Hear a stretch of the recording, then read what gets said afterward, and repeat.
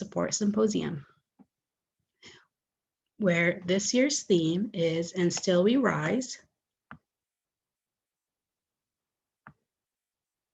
And Still We Rise, setting the groundwork for parenting student empowerment. My name is Nasima Zaidi, and I am the Graduate Administrative Assistant under Access Collaborative's C-Campus Grant Program, a C-Campus student participant, and the moderator of this morning's intensive. We are pleased to have you join us for the next 2 days, brainstorming and unlocking solutions to pertinent issues surrounding parenting students. You may submit all questions to the Q&A feature in Zoom and avoid typing questions in the chat. The intensive will last 2 hours. The first hour will include an informative presentation, and in the final hour, we will conduct a panel discussion focusing on 4 areas: dropping care and early head start, accreditation of childcare centers, student data collecting, and improving campus climate for parenting students. To kick off the first intensive of the symposium, I'm excited to introduce 2 of our speakers with the following topics: the state of campus childcare post-pandemic and alternative means of quality care, Stephanie Fields and Devon Croxton. Stephanie Fields is the current program coordinator over Access Collaborative C-Campus Grant Program. After completing her first year on the C-Campus Grant, she has encountered both challenges and successes navigating the childcare arena during the pandemic. With the collaboration of the Crane Center C-Campus project, Devon Croxton has worked to ensure that Ohio State parenting students' voices are heard as the university makes strides to better serve the campus population. Before we dive into this presentation, on behalf of the National Student Parent Support Symposium team, we would like to acknowledge the land that Ohio State University occupies is the ancestral and contemporary territory of Shawnee, Potawatomi, Delaware, Miami, Peoria, Seneca, Wyandotte, Ojibwa, and Cherokee peoples. Specifically, the university resides on land ceded in the 1795 Treaty of Greenville, and the forced removal of tribes through the Indian Removal Act of 1830. We want to honor the resiliency of these tribal nations and recognize the historical contexts that have and continue to affect the indigenous people of this land. We hope that you find this year's symposium insightful and engaging. Now I will turn the session over to our presenters.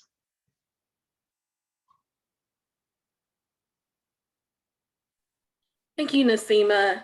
Good morning. My name is Stephanie Fields, and I want to just open up with our session's objectives and just briefly explain what we're going to discuss today and what we'll present today, Devon and I. So today's session will briefly explain what the C-Campus Grant is for those of you who may be new to the grant or thinking about or in process of applying to the new fiscal year grant cycle. Then we'll next overview the OSU C-Campus Grant and how funds were used during the pandemic. We'll also discuss childcare grant requirement challenges and the parenting student voice. We'll explore ideas for campus childcare, alternative childcare options, and how to draw Pell Grant eligible students to these services. And then finally, we'll determine the best solution to cultivate allyship between parenting students, faculty, and higher education administration. So let's begin. So what is the C-Campus Grant? I know there's some people that are here that, it's probably you're inquiring about the C-Campus Grant or in process of applying to the next new fiscal year, or currently in however many number of years of your cycle that you're currently in right now. But just the overview, the C-Campus Grant is a federally funded program sponsored by the U.S. Department of Education. It supports the participation of low-income parents in post-secondary education through the provision of campus-based child care services. C-Campus funds are used not only to establish campus-based child care programs, but it also serves the need of low-income students and can be used for before and after school services and serve additional child care needs of the community served by the institution. At OSU, our C-Campus program is within the Access Collaborative, and we're housed in the Office of Diversity and Inclusion. If you haven't yet had a chance to take a look at our program or looking for ideas, feel free to check out our website. Well, you'll be able to see the vast majority of the things that we do in our program. The Access Collaborative as a whole serves parenting students on campus, male and female, and they provide comprehensive services such as housing, mentoring, professional development, a program for high school parenting students, as well as those transitioning into college, and then also the C Campus program as well to assist once they step foot at OSU, how can they be linked to quality childcare? The Access program, C Campus, supports students in these partners. Currently, we are partnered with childcare and youth agencies such as the Schoenbaum Family Center, A. Sophie Rogers School of Early Learning, North Broadway Children's Center, OSU Child Care Center, KinderCare of all of Franklin County, Life Sports at OSU, OSU Camp Recce, and YMCA.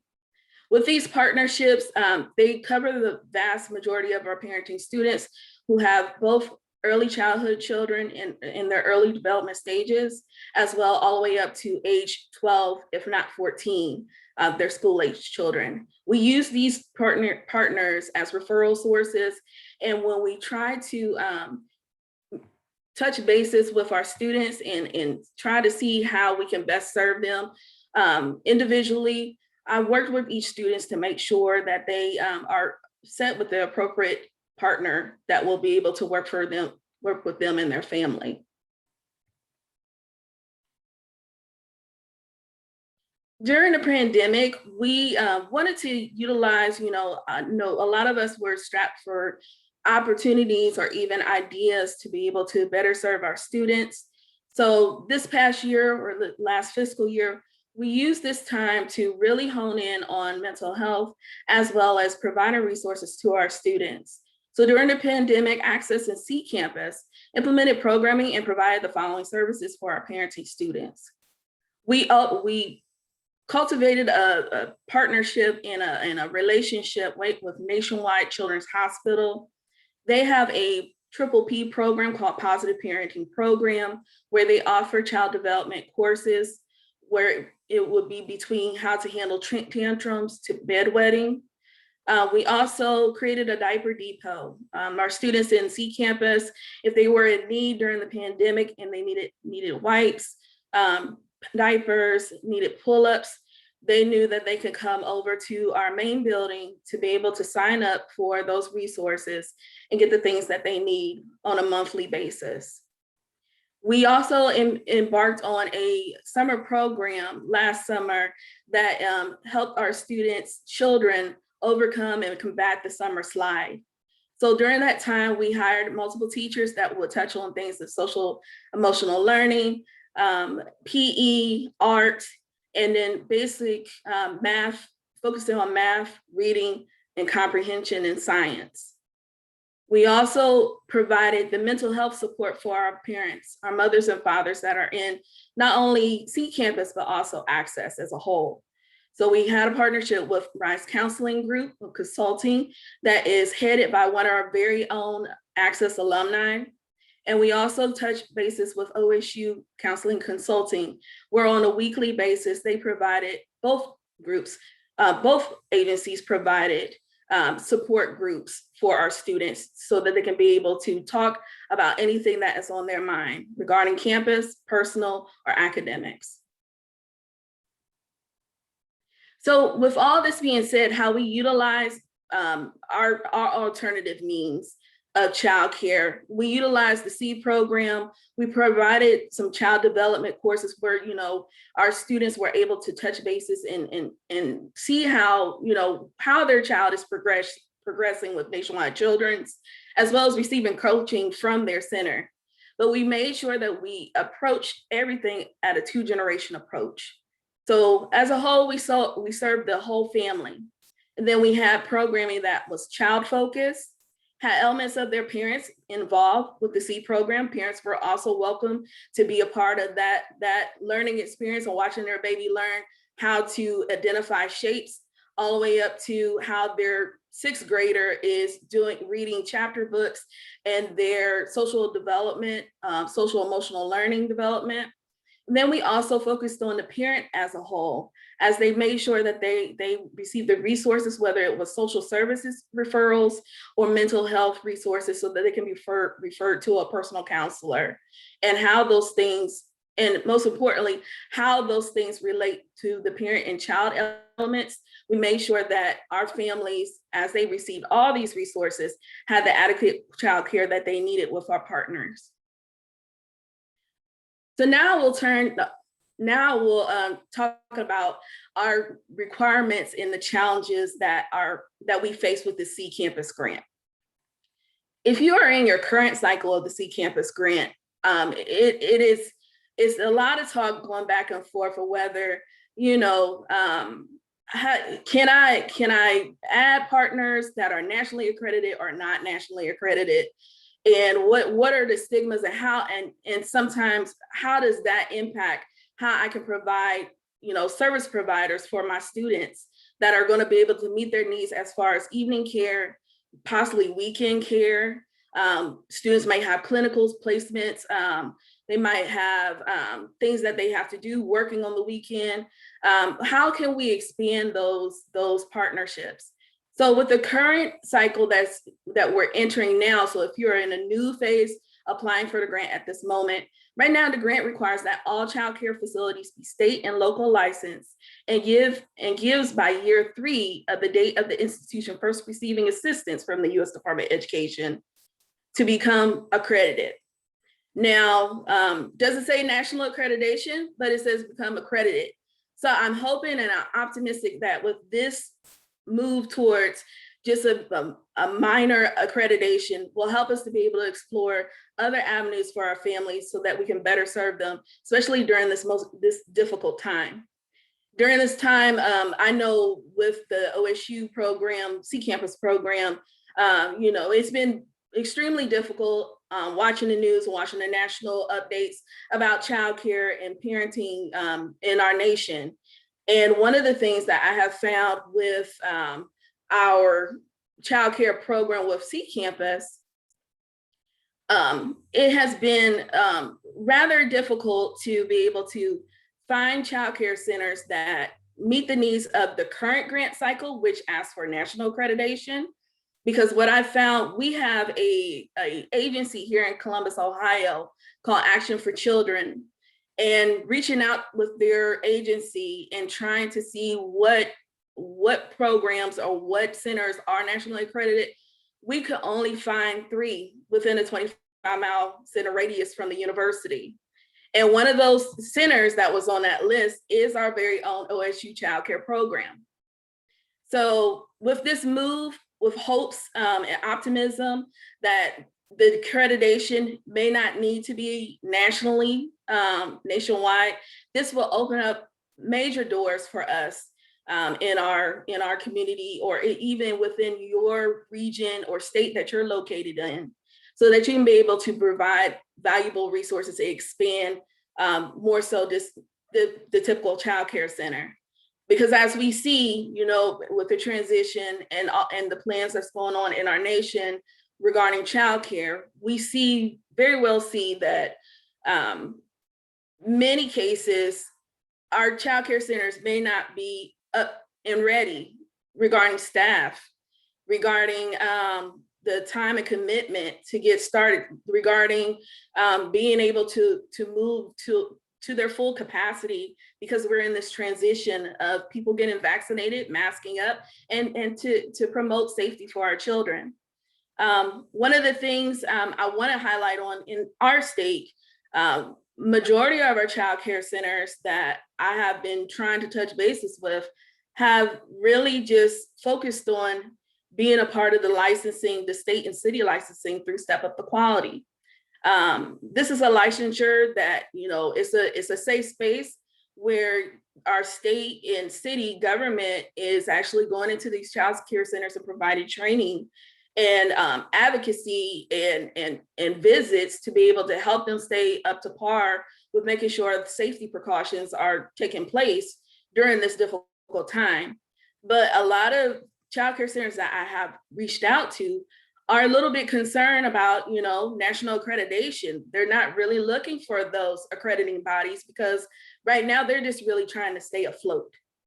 And we see that as we move forward, we'll discuss as to why and President Biden's new Child Care American Family Plan a little bit later.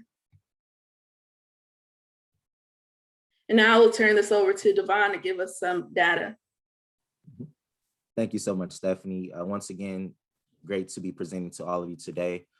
As a research team, we had two different approaches that we wanted to take as far as collecting data from our cohort of C-Campus participants. First was that we wanted to distribute Qualtrics surveys, and then second was to conduct focus groups. The purpose of the Qualtrics surveys was to assess three different measures. We wanted to understand their sense of belonging on campus, how inviting or how welcoming did they feel as a part of the campus community, their overall mental health when it comes to balancing life, school, and other challenges that they may face, as well as their academic confidence. How confident did they feel that they could succeed academically and proceed to graduation and continue that persistence. As far as the focus group sessions, we wanted to understand their perspective as parenting students, how they manage their time, and how they balance academics and family. Oftentimes you're pulled to try to prioritize, and that can often be a challenge. So we wanted to dive in and understand their perspectives when it came to that. Next slide.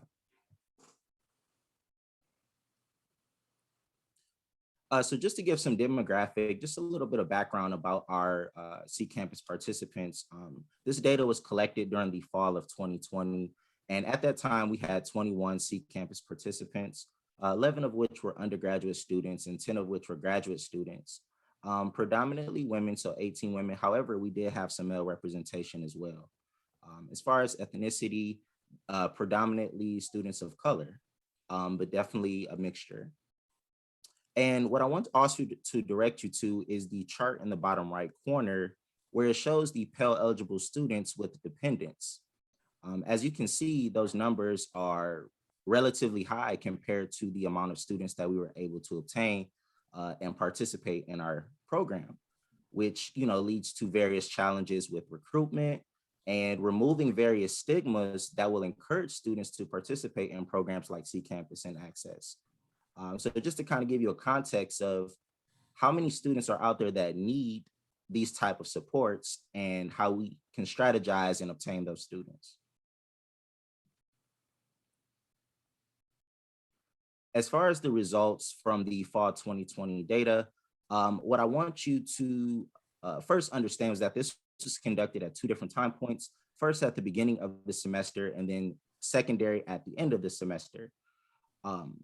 The numbers are not statistically significant because our N value is so low. However, they do broadcast a lot of themes that we definitely need to consider and some alarming things that will make us want to make various changes in their support and for their advocacy.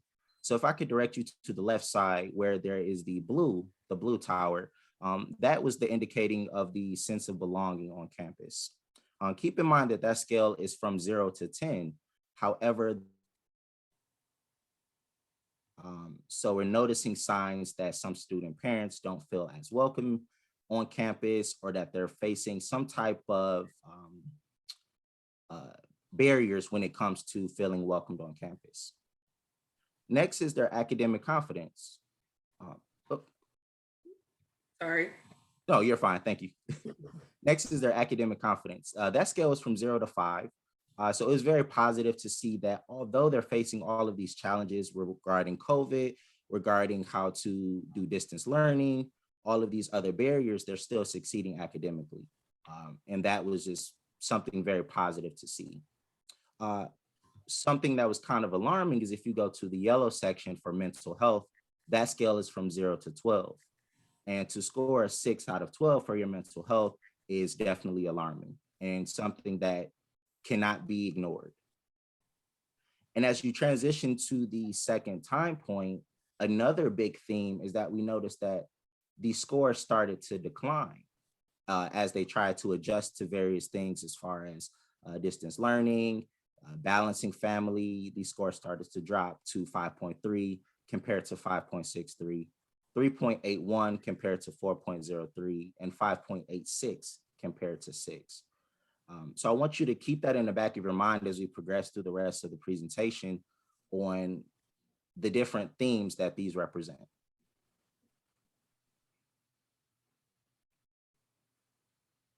Next slide. Yep.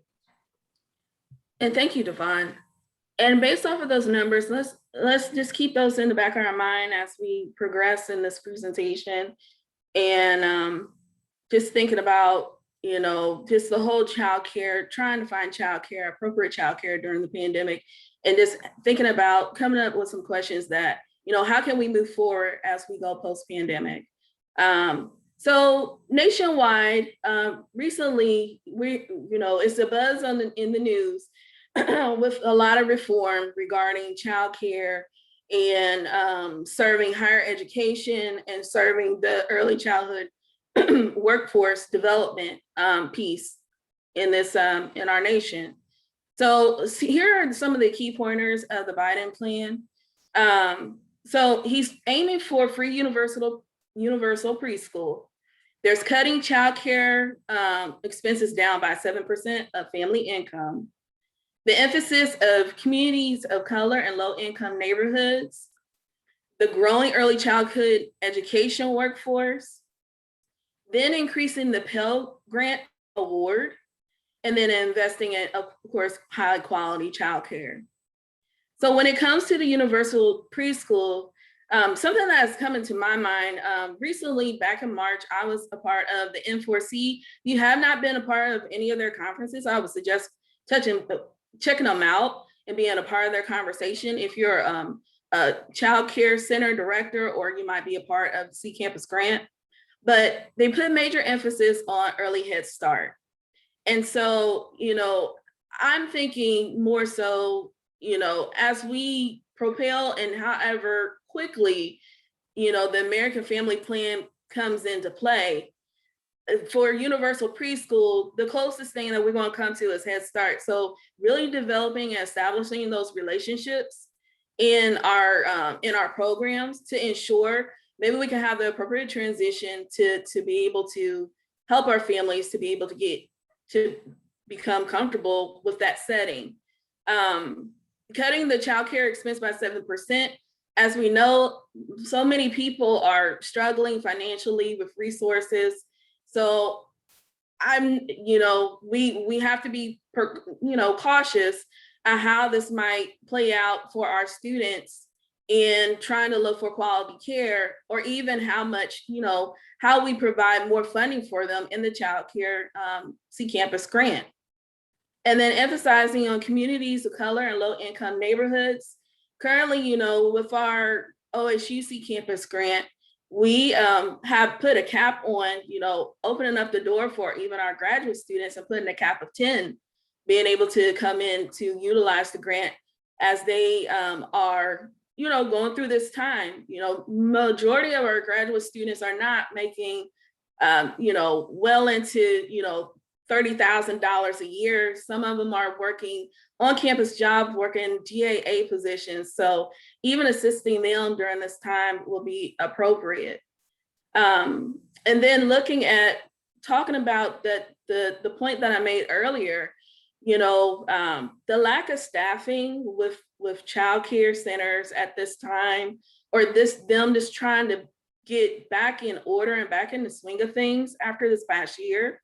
The Biden plan is projecting and trying to provide workforce development, even raising the rate for childcare centers, the pay rate to $15, if not more, so that they can draw more people into early childhood education. And then increasing the Pell Grant Award, that would greatly help a lot of our students that we serve on a regular basis, so that we can possibly be able to touch bases with greater numbers of students that are going to be able to utilize that resource, so that we can get them quality care. So in terms of childcare, now we're going to transition and talk about the voice from our parenting students. So during these focus groups, there were guided discussions and guided questions about various topics, and they were able to just share their raw perspectives and share things that were happening, both good and bad, when it comes to their experiences as parenting students. So for the first topic on childcare, we were just wanting to understand how programs such as C Campus or other supports around childcare were able to help them out. One of our parenting students was able to say, having the funding for childcare is night and day. We are still dipping into our savings, but we would be struggling without it. It's a lifesaver for me and my children to have, for me to have my children looked at twice a week. It's good knowing that they are safe. And another thing we wanted to talk about was accessibility. This aligns with their overall sense of belonging and how they're able to matriculate and move throughout campus or just access in other areas as well. So for the first quote, Stephanie, are you able to hear me okay? Yes, I can. Okay. I was told that my sound might be a little off, but okay, I'll just keep going. So for the first quote, a lot of the buildings are not accessible, as in they are not wheelchair accessible. So that also means that, with having a stroller, that requires carrying it upstairs. For the second quote, or even on the sidewalk when you're pushing, nobody moves over or there isn't enough room on the sidewalk to push through the stroller. So imagine campus when all students were present, you're transitioning from classes, you're trying to get from one building to the next, and no one's as concerned about how you're able to get through. Everyone's just kind of focused on their own path. And then lastly, it would be nice to have a childcare center that was primarily for students where you didn't have to fight with faculty and staff to get a slot. So that talks about accessibility to, in the sense of getting childcare.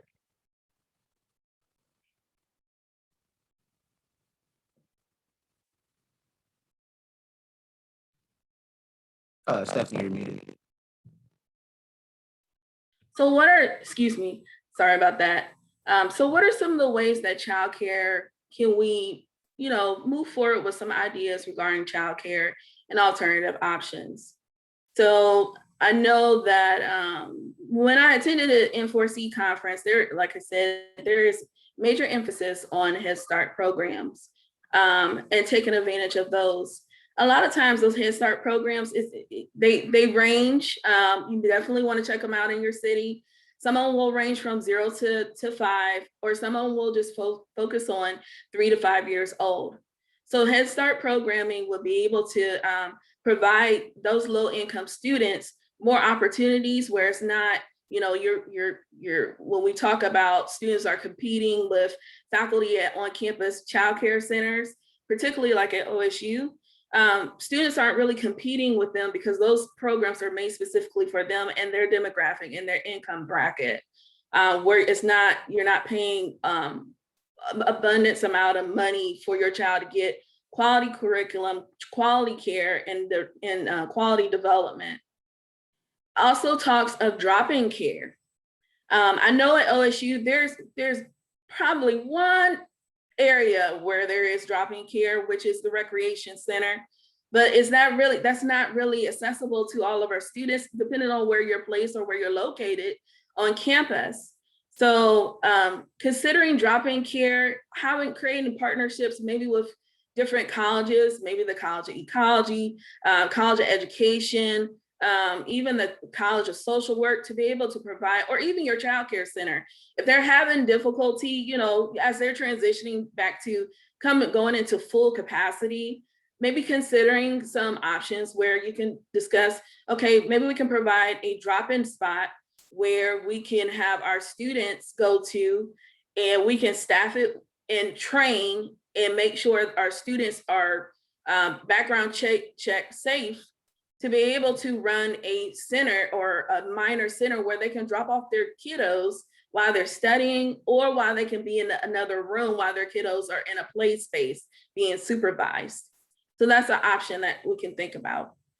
Now, with the national accreditation, with it not being as clear with the U.S. Department of Education as are we going to talk about national accreditation, or if they just have to be accredited? We could possibly consider home care, child care providers.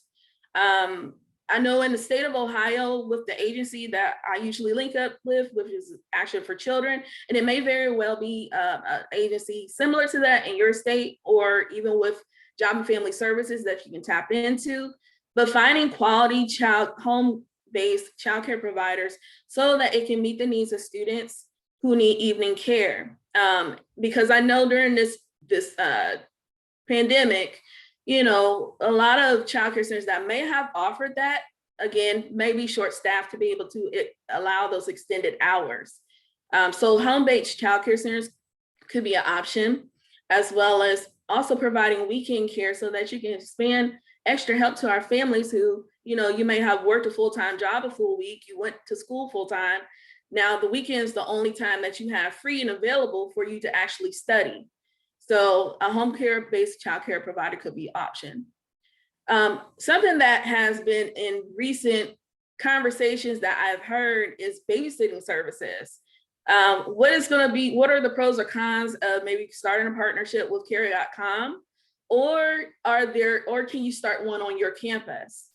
A great example is University of Texas has a program called Nest Watchers, where the family applies for a babysitter, the babysitter applies for a job, and then they match those two applicants based off of their needs and what services they provide, and allow those two groups, the family and their childcare provider, to be able to set up an arrangement where they can provide essentially help at the times that they need, at the hours that they need it.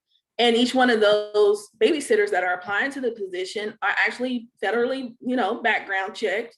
And they also go through their liability training so that they can make sure that they are equipped to work with minors. So that's an option. And then there's even nonprofits popping up on the East Coast that, for instance, Sitters with Borders, that does this service for specifically higher ed institutions, for college students who are looking for someone to watch their child if there is not a center available. They will actually match those services for them, very similar to Care.com, but it's just specifically meant for the low-income college student. And evening care. Let's talk about, as we are opening up more, outside is opening up more, we're having mask mandates removed, people are getting vaccinated. If we have introduced evening care, maybe this is the appropriate time to talk to some of your centers that you might be partnered with, especially if they're on campus. Maybe how can we work together to try to provide more evening hours, or even coupling that with a drop-in care plan, so that you can be able to assist students with that. Standard child care centers, just have grace with them, because it is still a tough time for them to get things up and going. And I really foresee that it probably will take a few months, even past, this summer, as we open up more opportunities for us to go outside and be able to do things. It's gonna take some time. And then as well, don't forget about our before and after school programs. Some of our child care centers offer those options, but it might cut off at a certain age, or they might have limited space for school agers. So think about before and after school programs and utilizing maybe the grant to help with that, or even latchkey partnerships with local school districts, and providing services for them. So with our relationship over the pandemic, we had a relationship, or even had the option to refer our school age families with school agers to the YMCA, because they were popping up with learning education enrichment centers where their child can go to and be able to be supervised while they do their schooling, and have someone tutor them as well as supervise them as they complete their subjects in their classroom projects. And then youth development agencies, take advantage of those that might be able in your community, that might be able to provide services, not only regarding the education piece, but also for your school agers camps, also for your school. So you're not reinventing the wheel and trying to do a camp yourself. Touch bases with local camps, local rec centers, so that you can be able to provide partnerships like that, alternative ideas like that for your families, or even after school programming for your families, so that they can be able to have a safe place for their kid to go after school or during the summer.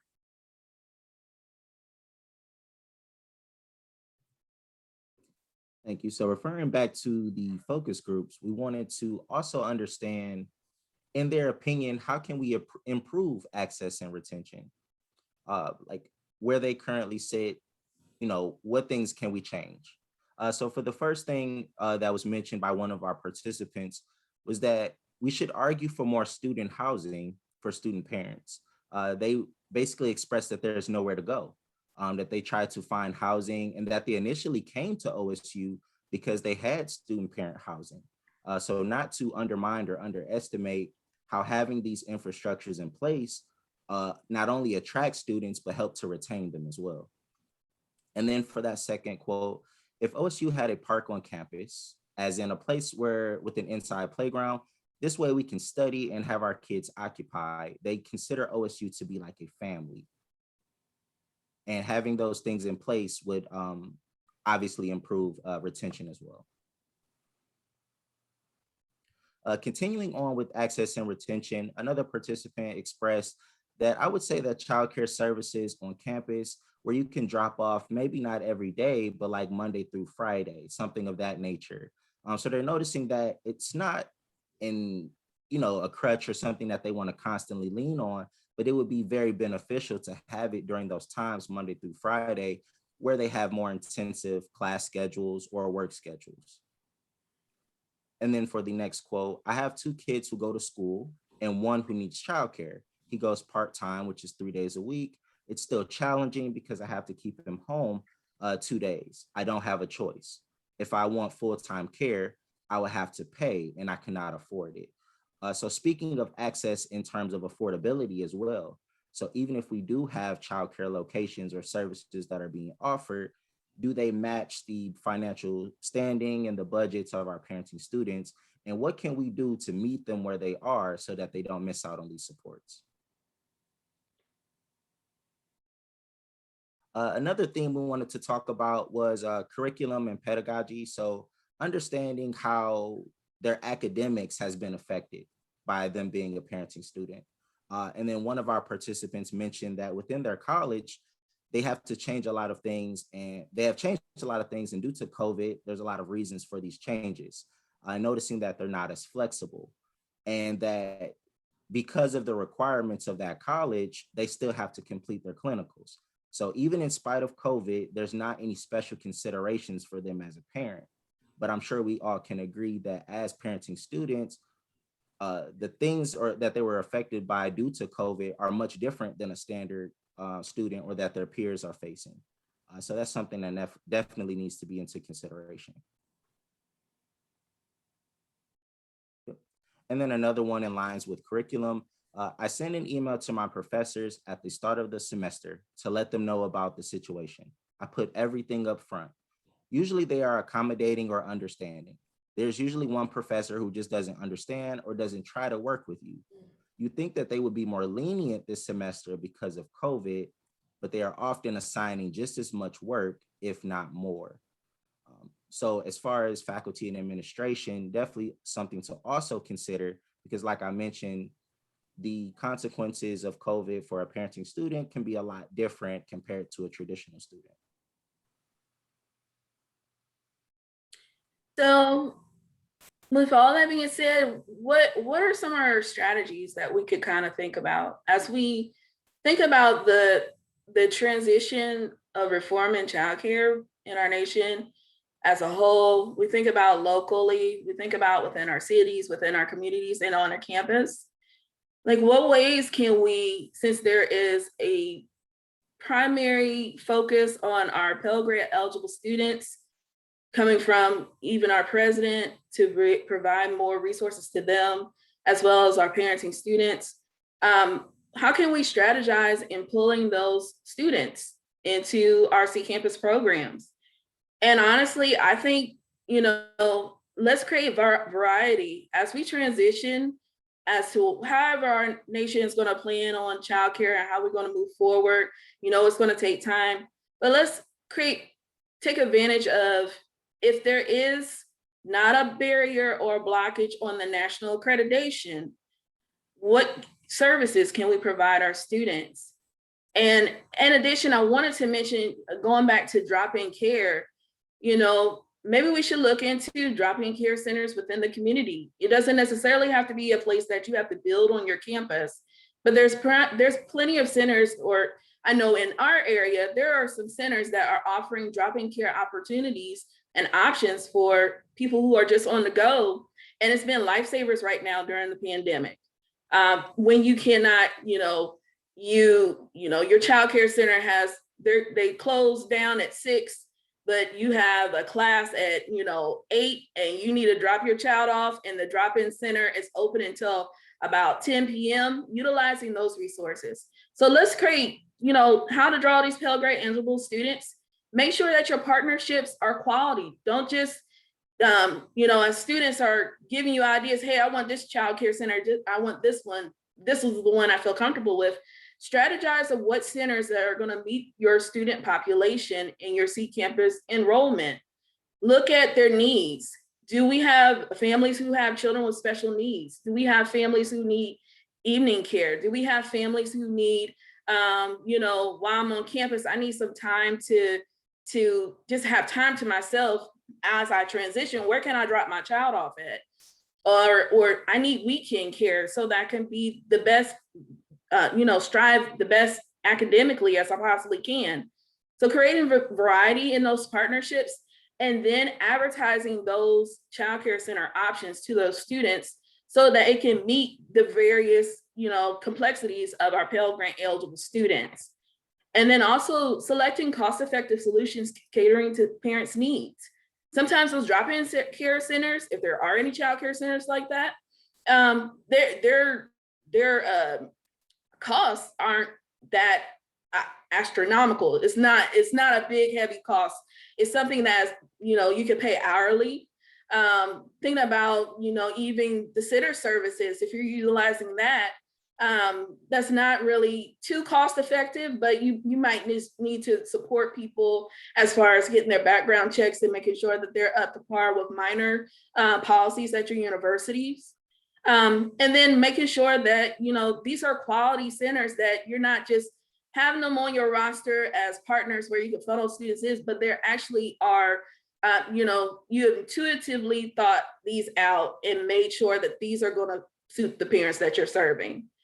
And then use these in your advertisement, using this in presenting them in video, putting that on your website, creating posters on campus, be ready to, since a lot of campuses are opening up where we'll be able to touch bases with students finally and talk to them, go where the students are so that they can learn about your C campus program on campus, and have, documentation of these centers at those presentations so the students can have a better understanding of who they're signing up for. And then basically just meeting students where they are.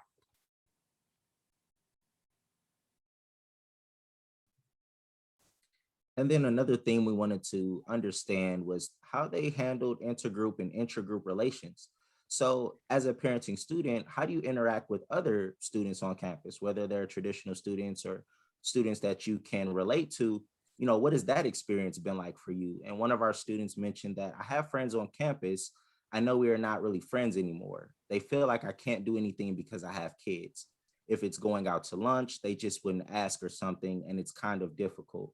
So just expressing that there's a overarching stigma around parenting students and a lot of assumptions that come with those stigmas. Oh, because you have kids, you might not be as available. Oh, because you have kids, you won't be interested in these types of activities. And that's not always the case. So definitely we want to keep that in mind with removing those different stigmas and understanding that parenting students are also students. They're people as well. So they want to interact with everyone.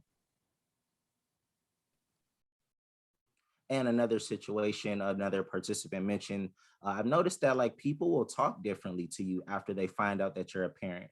I feel like the fact that they give me an excuse, like because I'm a mom, they think that it's some sort of disability to have children.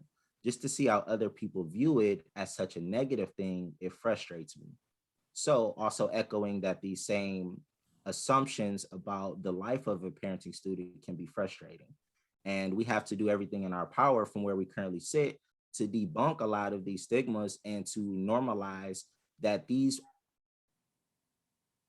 population. And in summary from our research findings, here are a few key points that I want to leave you with. So first thing we understood that parenting students have indicated a low sense of belonging and mental health, and that if things are to continue at the way that they are, that it's likely to continue going down. And that's something we need to intervene with. We noticed that student parents face challenges with the campus climate. So how current infrastructures are in place, that there also needs to be some changes on a administrative level. We noticed that universities are often ill-equipped to handle the needs of student parents.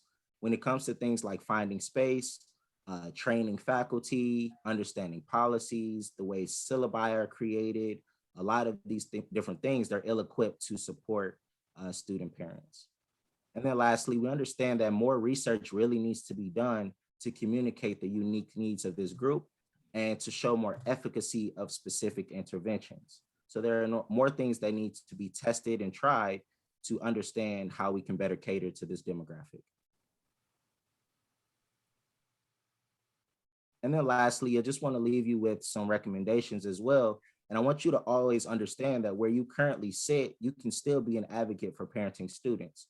I know that some people may feel, well, I'm not a teacher, I don't have a classroom of students, how can I be of help?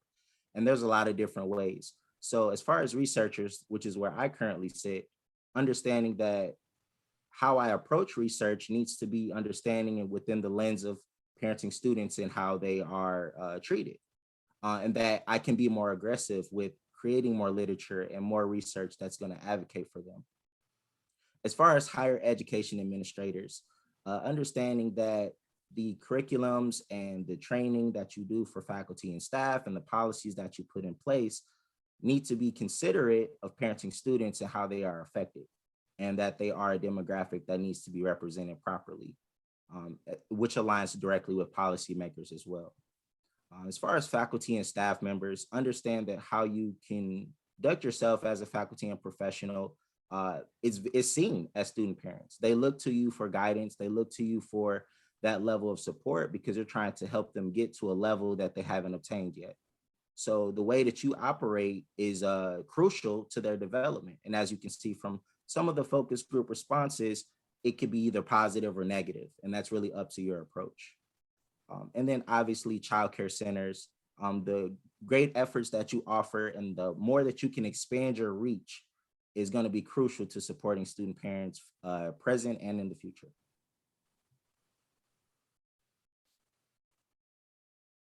So that does conclude our presentation in regards to how we can, combat the state of on-campus childcare post-pandemic and think of some alternative means to try to really reach our Pell Grant eligible students in these quality care sessions. If you ever want to get in contact with Devon or myself, this is here is our contact information and where we're located at OSU. And we'd be more than happy to answer any of your questions regarding this presentation, as well as regarding this whole, advocacy towards getting our students back on track as they pursue their academics. And I would like to thank each of you. I love this picture. This is one of our students who just recently graduated, and she and her son is really happy about her accomplishment because he's been a little bit of his life has been part of her road to academic success. But we just want to thank you and just want you to as we go into our next phase of our intensive, just think about what ways can we serve our students in a better capacity, as we're in this this opportunity to be innovative and think of ways that will hold our students, you know, at a good place and keep their retention up, keep their mind on graduating towards and being successful in the workplace. And as they transition into the workplace, let's just make sure that we think of innovative ways that we can provide childcare for them during this time until, you know, a lot of the things come into place from a national level to serve them, better serve them.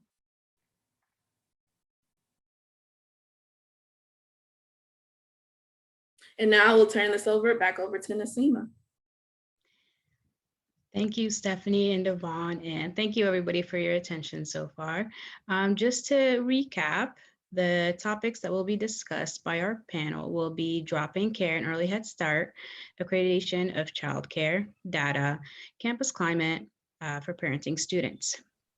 Before we start with questions, I would like to give the panelists some time to introduce themselves, and we're going to go ahead and start with Dr. Purtell.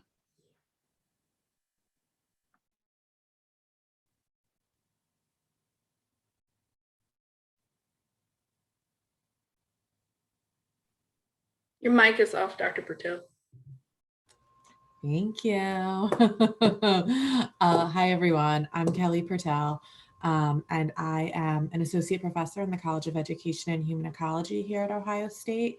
And I work with Devon on the evaluation of C-Campus, as well as some other parenting student research projects here. And I'm really excited to be here. And then can we have Dr. Yarberry introduce herself?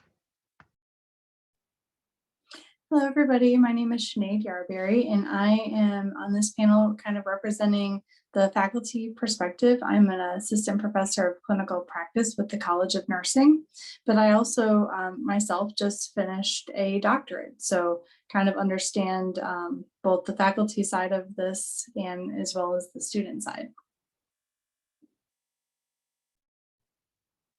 Okay, and then let's move on to Stephanie Quest. Hi, I'm Stephanie. I'm representing the graduate student perspective of parenting. I was definitely personally impacted a lot by the COVID-19 situation with my kids, particularly as a single parent. So this is certainly a topic that I feel very strongly about, and I'm happy we're having this discussion today. We're very happy to have you here, Stephanie. Now let's move on to Nala Walker. Hi, I'm an undergraduate student, and I'm also a C-Campus participant. I am a rising fourth year honors social work major. Okay, I'd like to thank all of our panelists for being here today. And then we'll just start with the question. One of the questions submitted was OSU's Access Office has OSU's Access Office coordinated at all with the community organizations that ran the family-centered community change 2-generation effort in Wineland Park? It was led by Community Properties of Ohio and funded by Annie E. Casey Foundation, and the Schonbaum Family Center was a partner. I believe Dr. Purtell already provided some feedback, but if you would like to answer that live, we welcome any more feedback.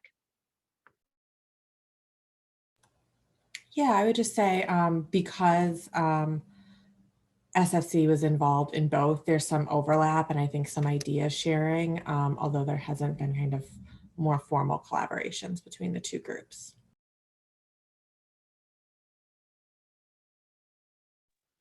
Okay, and as the program coordinator of C-Campus, the next question is Stephanie Fields. Do any of the childcare options offer drop-in care, or are they all regular enrollment hours? At this time, our childcare centers do not offer drop-in care. I know that there is work being done as we go into our third year. Well, we're in our third year going into our fourth year, and we're foreseeing, with our next grant cycle to try to provide some of those resources. But right now, we have been touching bases with with outside sources, community sources, to provide drop-in care to our students. And since we have two students on the panel, I would like to give them some time to talk about what drop-in care would mean for them. So Stephanie or Nala, if you would like to talk about that as a student at Ohio State, that would be great.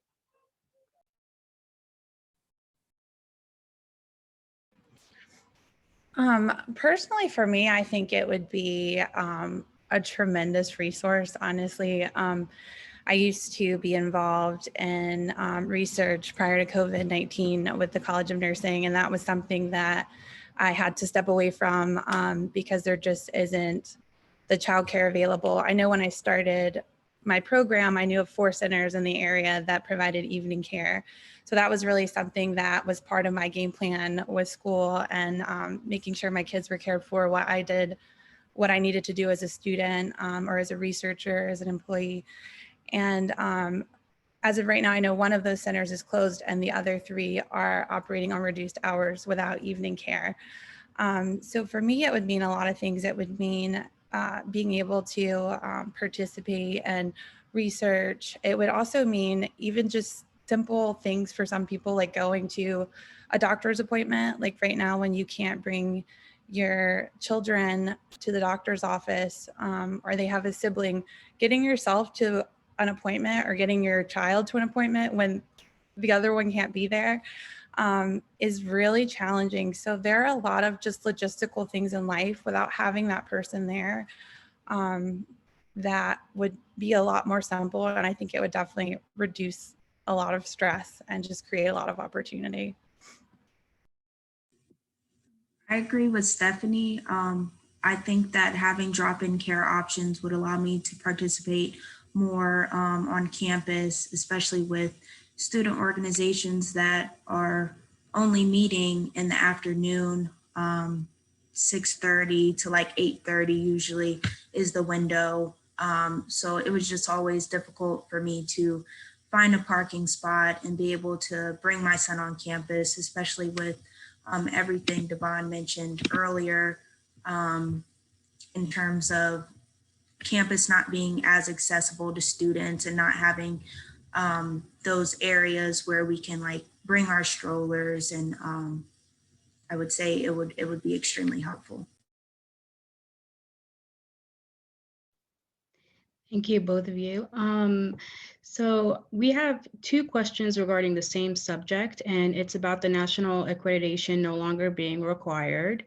How has this affected the new application process for the C Campus grant?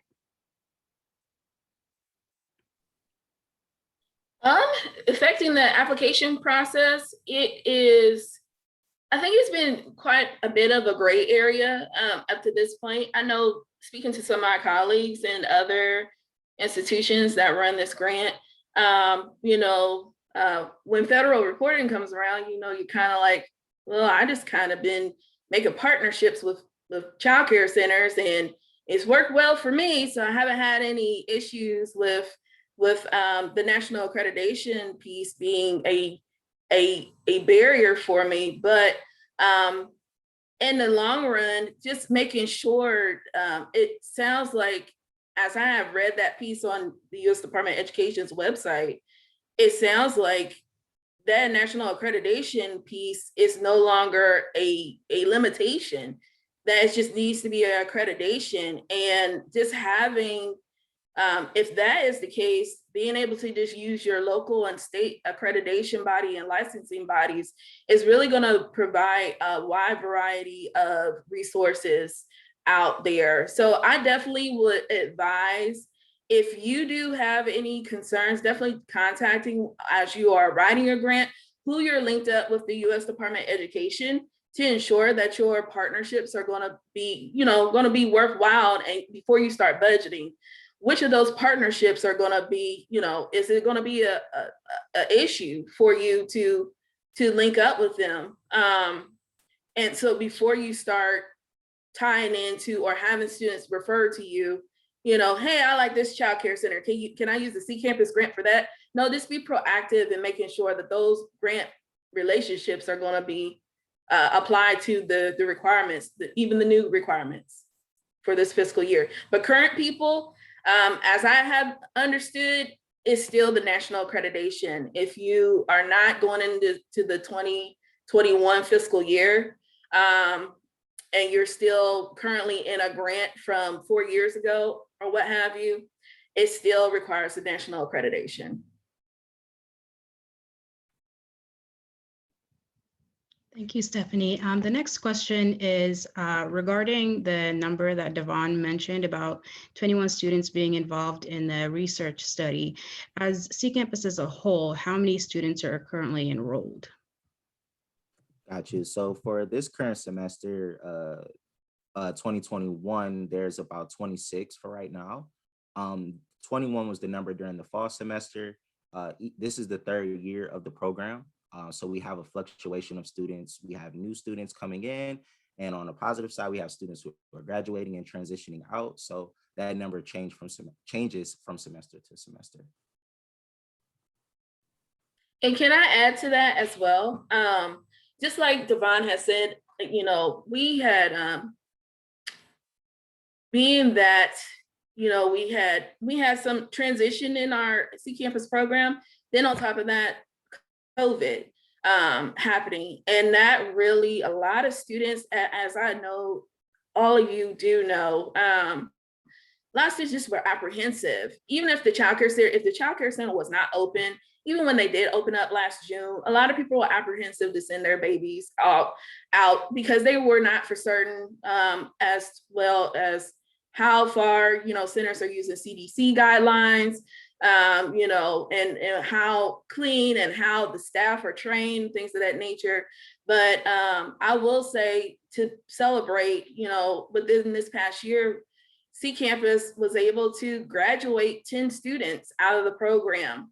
And so we're just hoping that as we move forward and as we get out of this gray area and this area where it's just really just, it's a struggle, that we can grow that. And that's why I made the major emphasis of, as let's strategically think about our partnership so that when we go back to being available and being able to connect with accessible childcare centers and they're at full capacity, who are going to be our partners and how can we recruit that way in promoting, hey, I have X, Y, and Z, because you don't want any students to just be sitting and not have, childcare centers that they can tap into.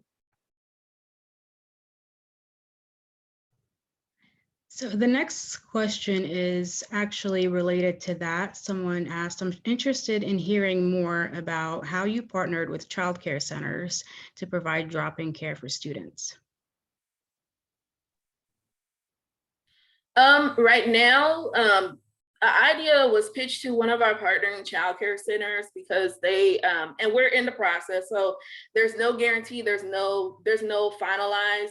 We're pretty much in the beginning phases, but just to simply have, because they're not utilizing a space in their center, maybe using that to, that space, because they have closed down one of their classrooms, using that space where our families could go there between classes.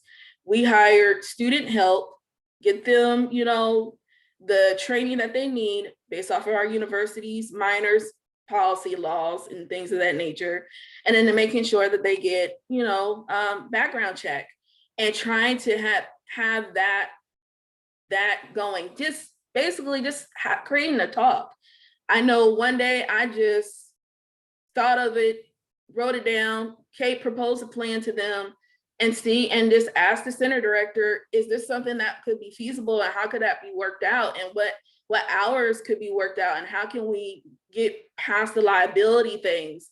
And the only barrier is really the liability. It's not the hours, it's not the location, it's not the space, it's the liability part of it. So and making sure that we have quality people that you're not just sending your child to this random people, or thinking about ways where the parent can be at this drop-in center, be in another room, but their children are being pretty much supervised by somebody, but you can still check on your baby. Thinking of those type of ways to implement that, but just just go into your center directors, if they're on campus or if it's a community center, just talk to them, propose an idea, and see what they say.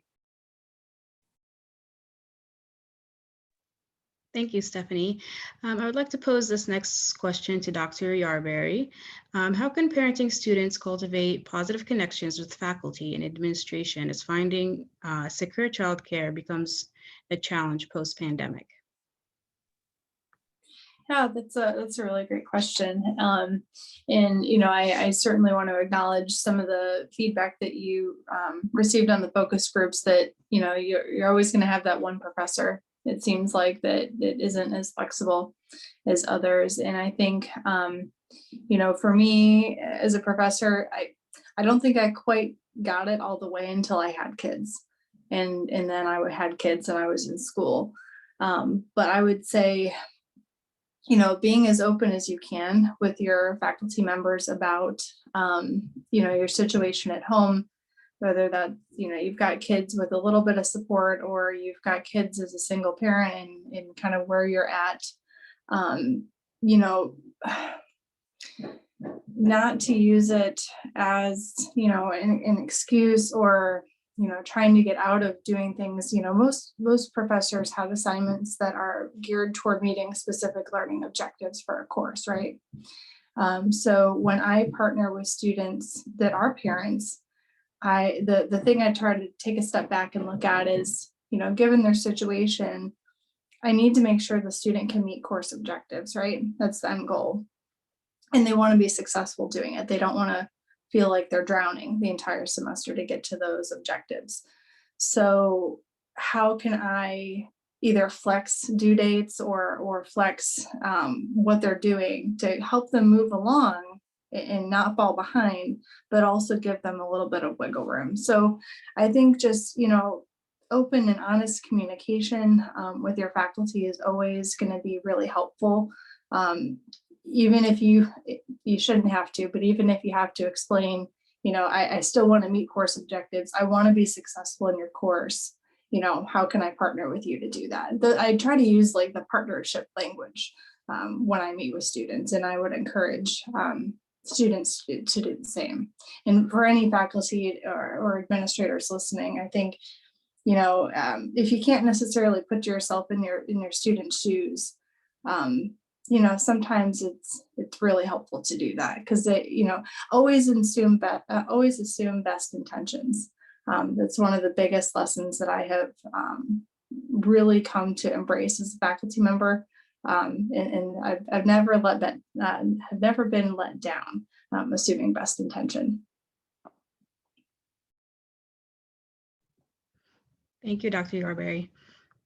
Okay, so the next question is, can you say more about how C-Campus can or can't be used for the more flexible alternatives based on accreditation and any other criteria requirements of C-Campus funding? C-Campus can be used if you are, like I said, if you're currently in your C-Campus grant right now, and you're looking to, renew because you have completed like the 4 years of the grant, you're going to have limitations because you're under that old grant cycle. But because of, the new plans, that American Family Plan, also receiving feedback from multiple sources, because I know that many of us have discussed or even probably pointed our questions or concerns about the national accreditation, and what does NACCE look like, or NAC look like, or other accrediting bodies and childcare centers look like right now post-pandemic. Are a lot of childcare centers going to be able to feasibly pay for the cost of those things? I know with us, there's a few situations where we assist in that cost and helping them get accredited. But can you do that for every childcare partner that you're with? If you're in a city where a lot of them are not pursuing national accreditation, you're not going to be able to help them all do that. So some of the ways that, if you're currently in it, networking, my best suggestion, maybe networking even with some of these, if you have a drop-in care center, do some research. See if there are drop-in care community centers that offer that option to help you as you transition out of this current fiscal year or your current grant cycle. And as we go into the new grant cycle, widen your ability to touch bases with social services or even job and family services in your city, or if there are any agencies that offer child care assistant referrals, seeing who has home-based care. I know with this agency that a lot of job and family services refers us to, which is Action for Children, they actually put the phone numbers of all the home-based care, and you probably are going to have to screen those folks.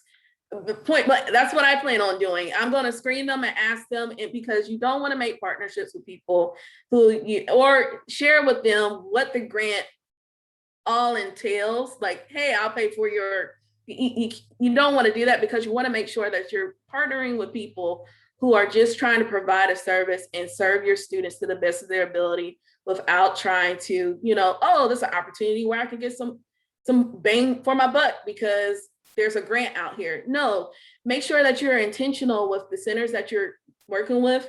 Screen those people. If you're looking at home-based care, if you're looking at drop-in care centers, screen those, talk to them, and build MOUs with them, memorandums of understandings of what your contract is going to be with them.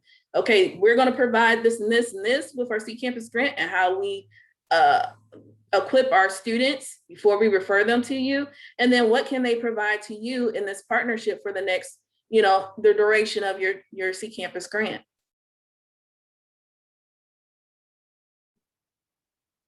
That's great. The next question is kind of towards that mindset of how do we support parenting students come together and create their own solutions, such as cooperative arrangements, communication channels. How can we help parenting students arrange their own solutions without overtly prescriptive requirements from us? Prescriptive, sorry.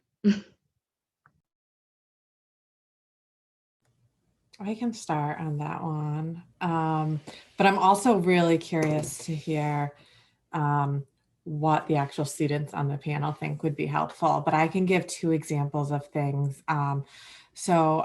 Stephanie and her team at ODI, I think I saw Tracy Lewis on this attendee list, have done two things that I think are helping to move towards that. One is forming a parenting student organization here on campus, really just trying to set up the infrastructure to bring people together so that they recognize that there are other parenting students on campus. It's not just them, as well as allow them that space to brainstorm solutions. But the other is Tracy co-leads a group on campus that includes administrators and leaders from across campus, focused on parenting student issues, and as a part of that group has been inclusive and made sure that both undergraduate and graduate parenting students are represented and have a choice to have their voices heard at all of these different places at the university, which I think helps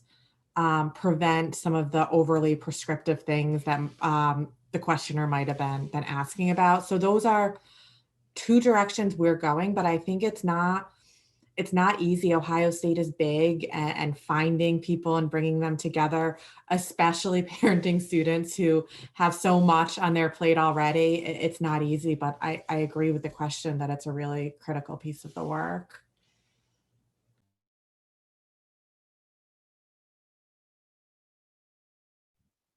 Stephanie or Nala, would you like to comment as well?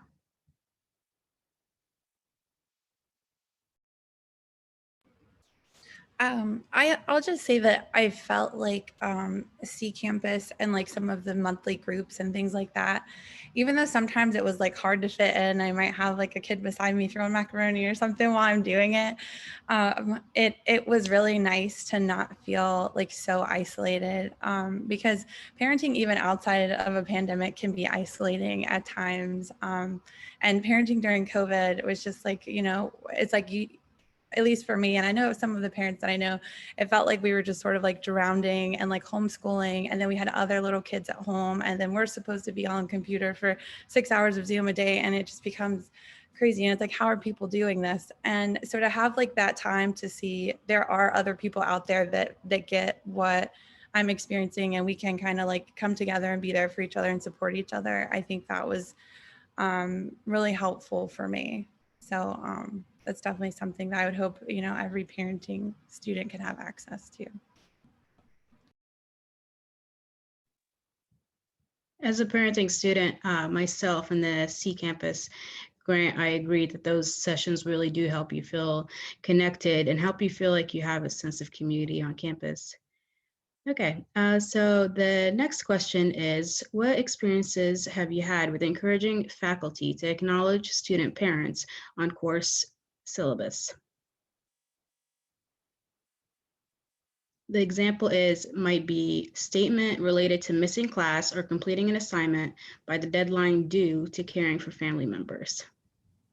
I can take this a little bit. Again, I really feel like I'm just speaking for work that people at ODI have really been doing for years. But I think that's really critical, as some of Devon's work shows.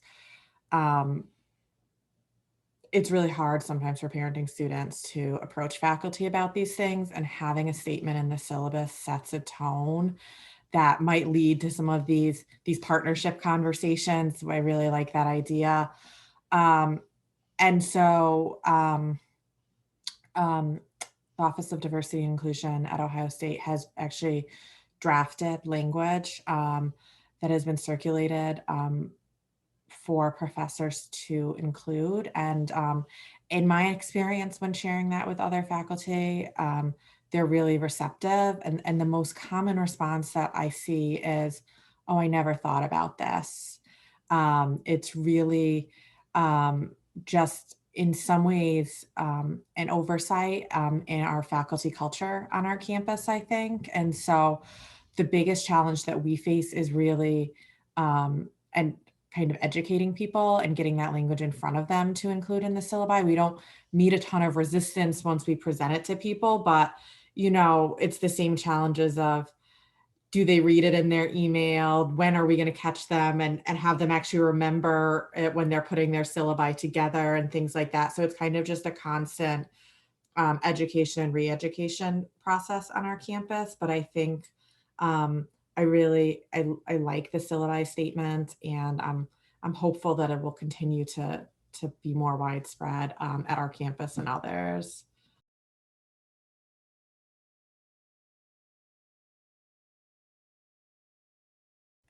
Oh, I think you're muted. Sorry. Dr. Yarberry, would you like to comment on how we as a campus can get faculty buy-in? Yeah, so in here, I always say, if you don't learn something new every day, you're not doing it right. So I have always had a pretty like generic statement in my syllabus just about like late assignments, you know, class attendance, etc. So it says right in there, you know, have a conversation with your faculty, because I don't know whether or not it's a sick child or a sick student or whatever the reason is. I don't know unless the student tells me, right? So I didn't know that ODI had a parenting student statement. So would absolutely love to see what that looks like. And you know, in terms of the College of Nursing, we use pretty across our department. For us specifically, we have syllabi templates. And so, you know, that would be something, you know, if it's brought up in a faculty meeting. We have professional development a couple times throughout the year, but even deciding to add that statement to our syllabi template, that way it's used across all courses, I think is a great idea. The only downside is that, especially in nursing, our syllabi end up being about 18 pages long. And so the downside is, you know, do the students read all that or don't they? So no, I think that's a great idea. Thank you, Dr. Yarberry. And I see in the Q&A there are many requests for the syllabus statements. So Dr. Patel, if you can at some point put that in the chat, that would be wonderful. I am trying to find it. If not, I will put my email and I promise I will get it to all of you afterwards. Oh, okay. Yolanda said she can find it. Great. We will get it out then during this session. Great, thank you.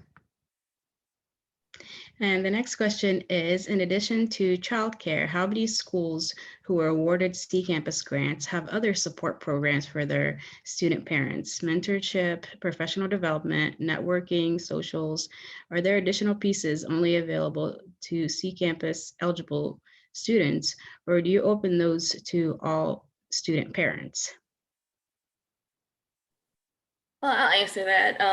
Well, as a whole, like I mentioned before in our presentation, C-Campus is just a segment of Access Collaborative where it still serves parenting students across campus. So our C-Campus students have the same accessibility of all the services that are in Access. So I know a question has popped up in the chat and it moved to Q&A. You know, how do you start something like this in at your university? And, you know, I think what Dr. Patel had mentioned of what, you know, our program director right now is a part of two committees that really provides, she's that liaison that's providing the student voice out there to, you know, the Title IX coordinator, as well as housing, people who are a part of the student life housing. That group includes some other folks on campus to really just streamline that, you know, advocacy for this population so that they can be able to, you know, get the resources that they need. But that's a start, you know, creating that committee, building those allies. I'm the type of person, you know, if I don't know you, I'm going to try to introduce myself and just send you an email. What can I lose? You know, either you're going to say yes or no, you're going to respond to me, but just being that, you know, lack of a better term, being aggressive, but just being, you know, mindful and attentive and just showing people that you have a concern about this group and you don't want them to fall short because, you know, honestly, the typical traditional student no longer looks like the 18-year-old with no attachment. It's now the traditional student has families at very young ages, or even if they're a grad student, they have a family of 5. So we have to just think about how to really connect with people on our campuses. And so going back to the question about what other services we offer, you know, C-Campus students are open to anything that's a part of Access. So we have Columbus Scholar House, which there's a partnership with Columbus Properties of Ohio that is a part of CMHA. So these students can get low income housing and be able to better serve or be able to have a place to lay their head and have their children have a safe place for them to rest and then go ahead and attend school. And then we have mentoring programs for the baby and for mom and dad. So it's establishing those things is going to bring your sense of community. It's very family oriented. I feel like because of the pandemic, I feel that our organization or our program has gotten closer because the students who are going to the workshops are connecting with each other. Then they're connecting with their kids in like AIM, our youth mentoring program. Then they're working together to get professional development from alumni that were in Access. So you definitely see that 2-gen approach unfolding, or even some of the pointers that's in the family toolkit unfolding in your program. So it's really just taking the time to really develop those things so that your families can feel included and feel a part of something, even if it's just in their segmented program. Thank you, Stephanie. And talking about programming, someone is interested about details for the Triple P program and how they can get connected with them. If you are in Ohio or in this city in Columbus, or even in the state of Ohio, I'm sure that the liaison for that program, if you just simply Google Triple P, they are so attentive. They're waiting to Thank you, Jessica. They're waiting to connect with different family resources. I know that they don't just work with higher ed institutions. They are open to anyone who is looking for parenting development help. So you might be a recreation center that you want to provide that service, or you might be a childcare center that want to provide that, but they'll virtually provide workshops to your families on various array of topics. They'll work with you to set up what topics will work with your population, and then provide additional coaching for you as well. So they'll check in with the student on a weekly basis, bi-weekly, and just ask them, hey, so how is, Zachary doing with his potty training? Like, just to be that support system for our families, as especially right now, our parents are tired, and they might just need that extra person, that other person, to just give them an extra push.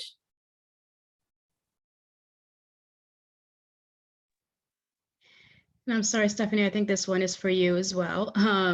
How precise do you have to be and what is restricted for C campus, strictly for C campus students, meaning Pell eligible students? What is restricted as far as, I guess? I believe resources. As far as resources in the program, they're not restricted to anything. They're pretty much open to utilize the resources of the grant or childcare.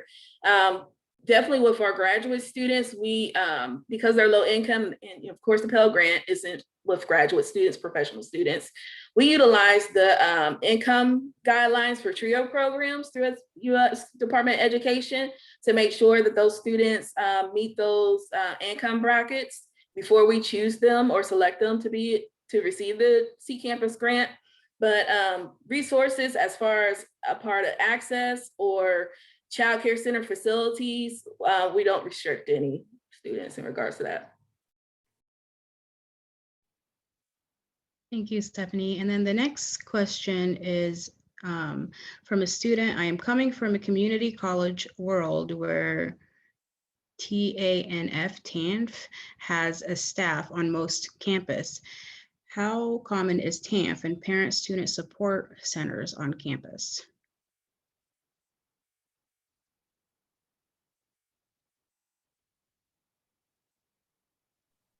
I'll take it.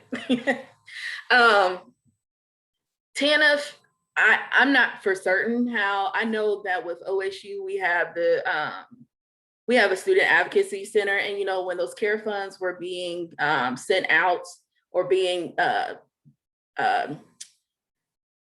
sent out to different universities and campuses, students could touch bases with that center to be able to get assistance where they're, hey, I need a laptop for the semester, or I need this many funds because I am, short on my rent. I just lost my job because of COVID, things of that nature.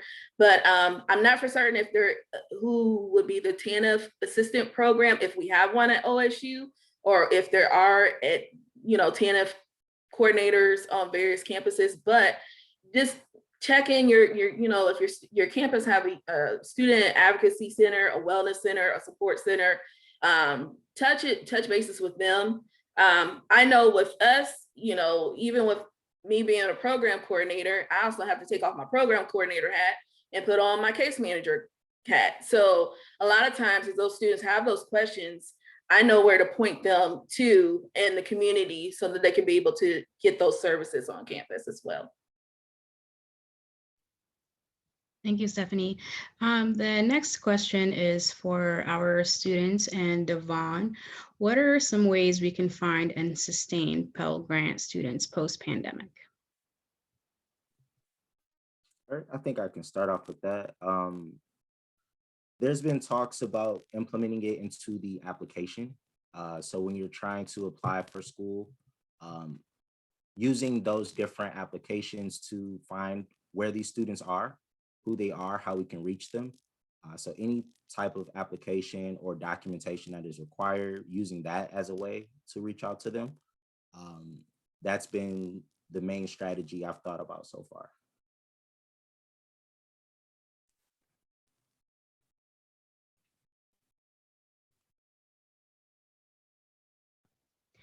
From an administrative assistant view in the C Campus program, I would say we have reached out to advisors in order to get connected to students, and we offer 2 monthly sessions for the students to connect and feel that community that we were discussing before, so that we always keep them communicating and talking to each other. Another thing that we have done to recruit students is make a poster that will be available in different areas around OSU campus.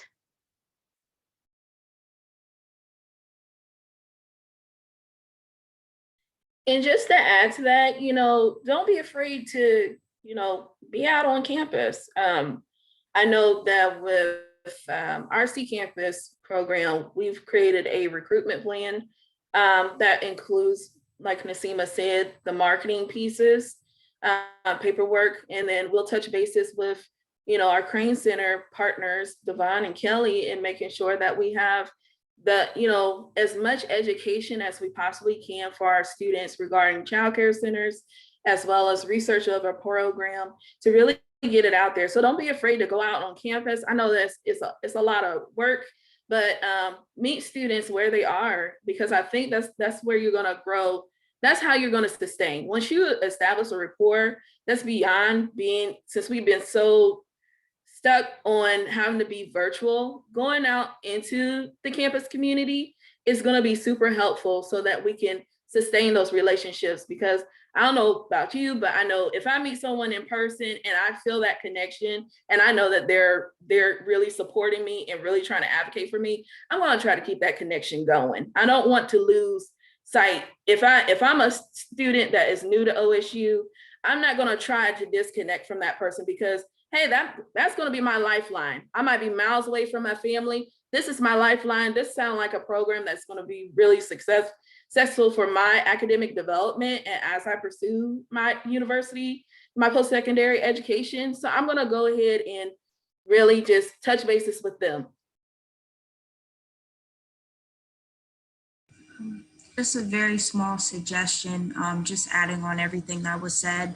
I think it would be helpful to place the posters in just like the Union, Hale Hall, other places on campus that, receive the most traffic.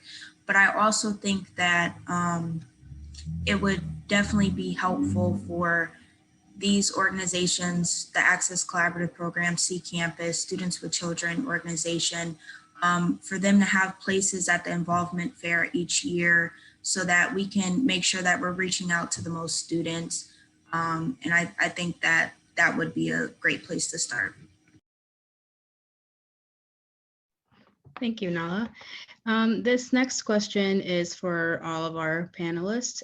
What about the American Family Plan do you foresee greatly benefiting parenting students on college campuses?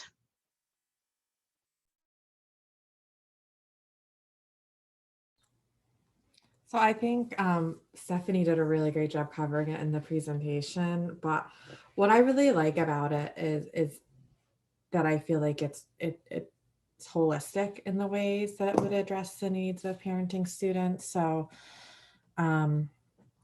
Stephanie made quick reference to it, but what we find both in C Campus and in some of our other research is most parenting students are also working because they need money to support their families and to pay tuition and things like that. And so then you add balancing parenting, school responsibilities, and a job, and it's really amazing that they're able to do that. But obviously, if we could reduce financial burdens on parenting students, it would provide them more time for parenting and for their schoolwork. And so seeing things like expanded Pell Grants, reduced or free tuition, as well as things like child tax credits, I think that all of those things on top of some of the direct childcare provision stuff could also really just make a difference in the well-being of our parenting students and their families.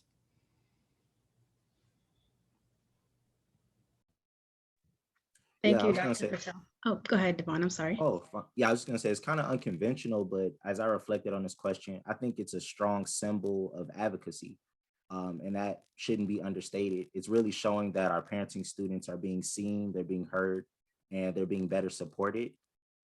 So to have that strong symbol gives a lot of hope. It could be a sign of encouragement, allowing our parents to persist, like, hey, you're not alone in this fight. And some of them do express being alone or feeling like they're isolated, but this can change all of that as a symbol.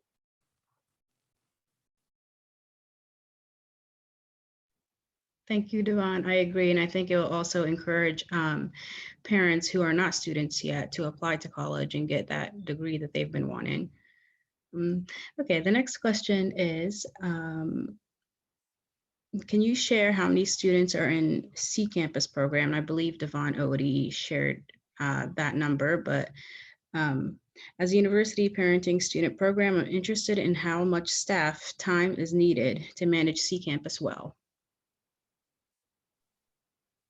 I can answer that. We are at our OSU C campus. We're a two-person, ship. So it's me and it's Miss Nasima. So we are looking forward to adding a additional person to our team this coming fall as far as a social work intern, because so that much so the social work intern can focus on more so our students might come to me for, I need help with Job and Family Services PFCC funding, or I need help with Title 20. How do I get food stamps? How can I get rental assistance? How can I, all these things come into play, because not everyone might not be, we have fathers in our group and they can't get into Scholar House. They can't, or it might not be enough housing available in Scholar House for them to be a part of that program. So we are looking for our social work intern to be able to meet those needs. So I think splitting up the role and responsibilities, if you're going into this grant, definitely the program coordinator position will, if you have, social work interns, or graduate assistant, maybe one or two social work interns, a graduate assistant, and a program coordinator. The coordinator can focus on coordinating and implementing the programming and making sure everything is running like a well-oiled ship. But then you can utilize your graduate assistant to be able to assist with marketing, going out there, speaking to the student population, because that's what they're going to listen to. They want to get their feedback. They're going to want to know they want to know, how has this been successful for you? So utilize that person as a mouthpiece, and using them as the marketing person. Not only can you can also be a part of that as well. But then also when you're doing reviewing applications, we've created our own application along with Access, and students apply to it. And we actually partner together to work into reviewing those, doing intake assessments with these students to make sure that they are actually a good fit for the program, and C Campus Grant is going to be truly beneficial for them. So I would say you probably want a team of 4. It is kind of hard to manage with a team of 2, but if you could break it down in those segments where you have more bodies, someone can work on helping with the resource aspect, helping with the interviews and the intake aspect, someone helping with the marketing piece, and then you have a coordinator to help with managing how are you paying for the child care. Okay, we got all these partnerships set up. Okay, now it's time to pay for the child care centers, pay the child care centers. Who is actually doing that? So that program coordinator can focus more so on that. I hope I answered that question. Let me know if I didn't. Thank you, Stephanie. Can you just remind us how many active participants are in the C Campus program right now? Currently, go ahead, Devon. Currently, as Devon said, we served 26 because of the pandemic this semester. Students were coming in and out. not really staying with their childcare centers because of fears or work or school responsibilities, or not having, students are going through, they weren't just going to school and going to classes. Life was happening in their lives. The pandemic put a lot of pressure on a lot of families. Families there might have been mental health, families breaking up, school age things. So life still occurred. So a lot of times, even because of because our numbers were small, it still was mighty, and we were able to graduate at least 10 of our students. So now we're back in the recruiting phase where we're adding more students this summer as well as into the fall. And we're hoping to meet our goal, which is double that starting this autumn.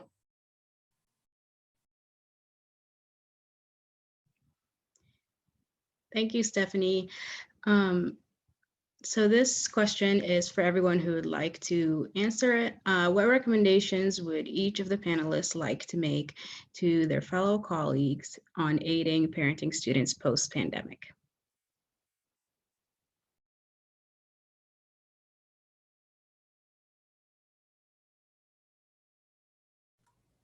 I will just, I'll echo what Stephanie was saying earlier about using your voice. I think that one, parenting students don't know that they have advocates on campus sometimes, and the more we can be out there and be talking about it, the more likely it is that we're going to be able to connect them to people.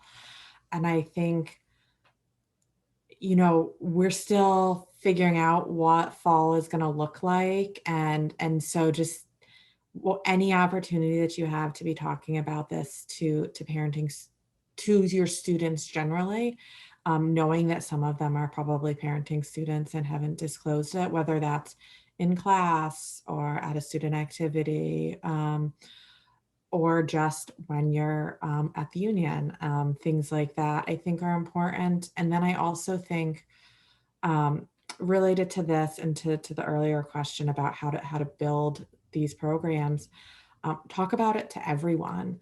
It really feels like an issue that people just aren't talking about, but the minute that they are, you realize that you have far more allies in this fight to make campus more hospitable and friendly and welcoming to parenting students. And, the more you keep talking about it, the more you're going to find the people who are going to help.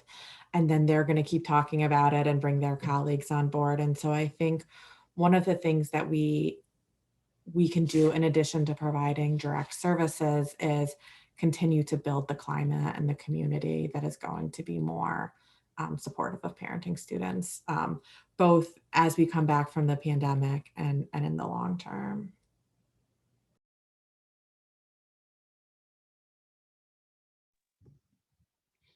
Thank you, Dr. Patel.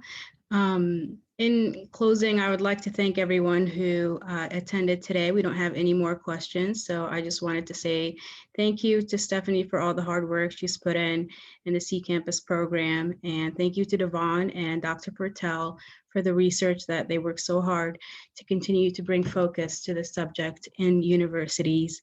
And I've actually had Dr. Yarberry as a professor and had a classmate who got pregnant right in the middle of her semester. She was able to work with her to get all of her clinical hours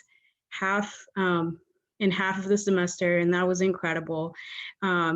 Stephanie Quest is actually one of my classmates, and I'd like to thank her for being the student voice for graduate students. It's definitely difficult to get funding as a graduate student for childcare, and I'd like to thank Nala Walker, who is pre-law and is doing an amazing job as a parenting student.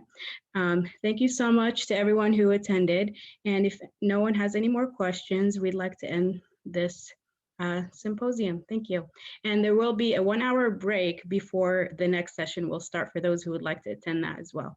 We highly encourage it. Thank you. Thank you, everyone.